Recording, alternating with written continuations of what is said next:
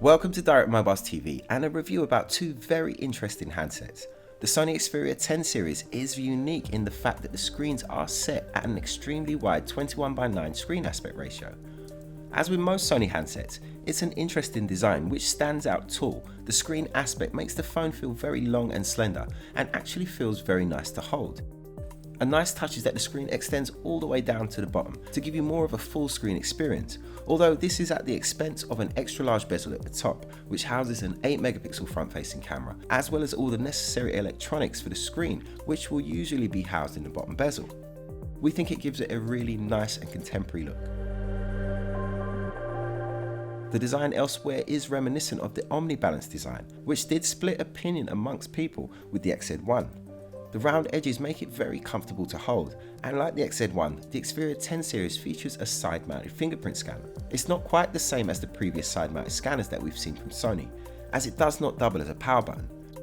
Strangely, Sony have placed the volume rockers on the lower part of the device, which I do see the logic to as it's such a tall device, although it does take a little bit of getting used to. The body is finished in a matte plastic. I think I would have liked to have seen a metal finish at least for the Plus model. We have all the buttons to the right hand side, and across the top you will find the headphone jack. Underneath there is a USB Type-C port and what looks like two downfiring speakers, but unfortunately sound only comes out of one of them. And then of course on the back we have the dual camera system.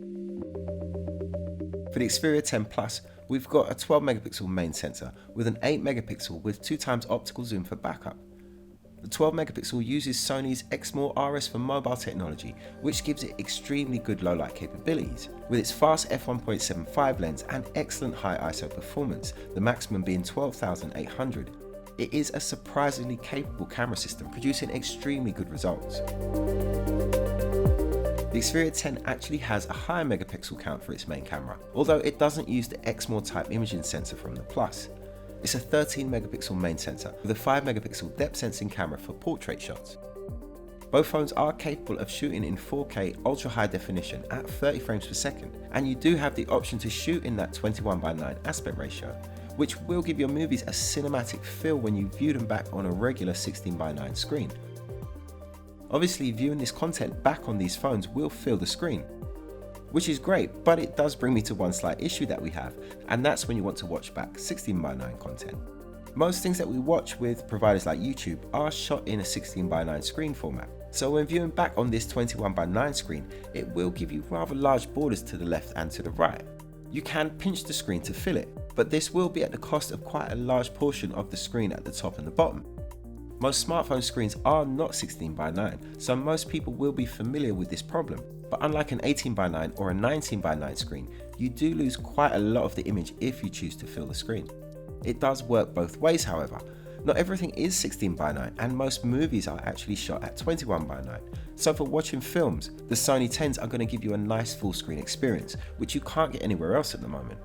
But also, this screen's form factor lends itself more to many of the other tasks that we do with our smartphones, such as scrolling through social media or shopping apps.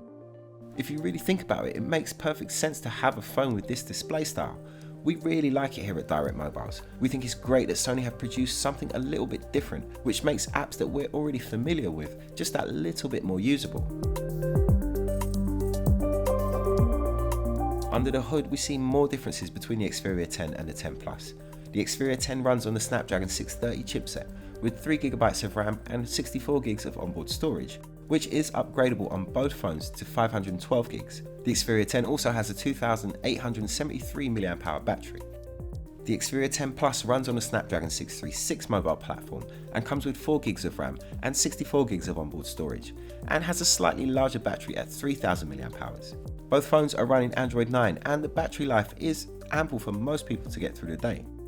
The software is very similar to what we saw on the Sony Xperia XZ3, and even features the SideSense, which offers you a quick access menu by just double tapping on the side of the screen. And the screen being flat, it seems to be a little bit easier, for me at least, to activate the SideSense than it was with the curved screen on the XZ3, and it is a very handy feature to have. Neither of these devices feel like a big phone, which is probably something of an illusion. The Xperia 10 Plus has a 6.5-inch IPS LCD screen, and the smaller Xperia 10 is working with a 6.1-inch IPS screen, and yet they seem much more compact and more pocketable than the two devices that they're replacing, the Xperia XA2 and the XA2 Ultra.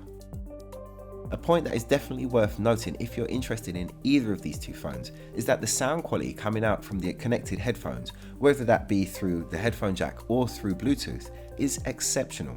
I think it's great that Sony offer excellent sound quality even in their low-end models. The sound quality through the speakers isn't really up to much, but through the headphones it is definitely the best sound that I've heard in any smartphone all year. So if you are a music lover, it's strongly recommended that you check out these phones. Overall, we love the design of the Xperia 10 series. It's different and a little bit quirky while still managing to be functional. The older Snapdragon 630 and 636 chipsets that are found inside these devices, I wouldn't say that they were slow, but they are definitely not as fast as other devices that are in the same price range. But other than that, we love everything about this phone. Great looks, great screen, excellent sound, a brilliant camera. If it was just a little bit faster, then it would be a highly rated phone in our eyes. Yet still for the money, it's still a very good proposition. £299 for the Xperia 10 and £349 for the Xperia 10 Plus. For most people, this will be a good buy, but for the power users, it might be one to avoid. We have over 24 years of award-winning customer service, so find your next phone at Direct Mobiles.